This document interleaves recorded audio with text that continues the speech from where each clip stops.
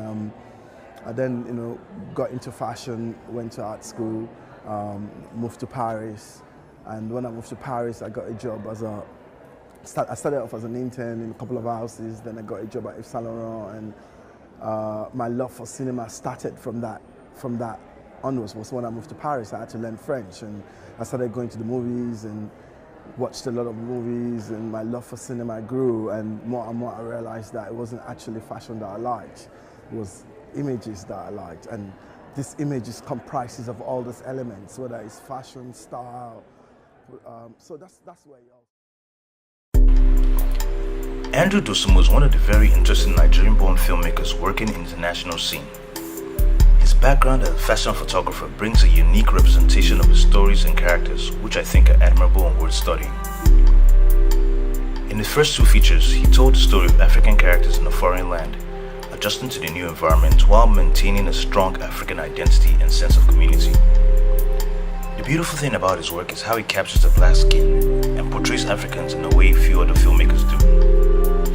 But the focus today is on his film, Mother of George, and how he uses imagery to tell a story, add subtext, and let you know how the characters are feeling. Spoiler alert. The opening scene shows the wedding of the couple, surrounded by their friends and family. This is one of the few scenes where they are surrounded by people. The clothing and the lighting here is the brightest in the entire film. This reflects their world and how they're feeling emotionally. Notice how the framing takes in more than just a couple and their friends, but shows their world. After the wedding, life goes on, and as they discuss having a child, Dosunmu uses a frame within a frame to portray their situation as they discuss the challenges of conceiving a child and the expectations they're experiencing. By using a frame within a frame, he shows how they're trapped by this situation. One of the choices Dosunmu makes in shooting a scene is to forego the conventional shot reverse shot to cover the conversation. By focusing on one character for most of, and sometimes the entire conversation, allowing the viewer to pay attention to that character and see how they are feeling, and how the information they're receiving is affecting them. The character who the information is most important to is the focus of the scene. He composes his shots using architecture or props to underscore the meaning of the scene, whether it's distance between characters or a division being created between them.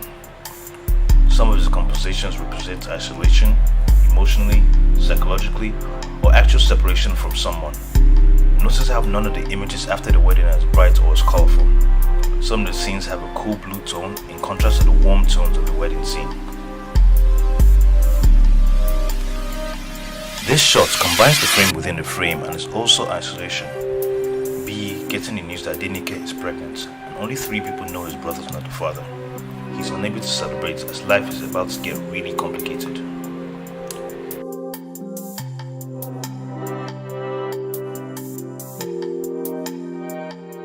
It's said the human face is a landscape of emotion.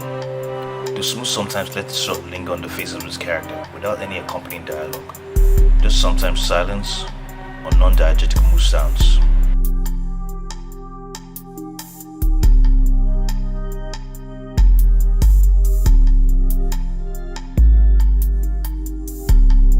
What I love about Mother of George is a very relatable Nigerian story, which has been told in hundreds of home videos, but not in the cinematic and beautiful ways done in this film. His collaboration with cinematography Bradford Young is undeniably a part of the great look of his films. Their collaborations, Restless City and Mother of George, both won cinematography awards at Sundance.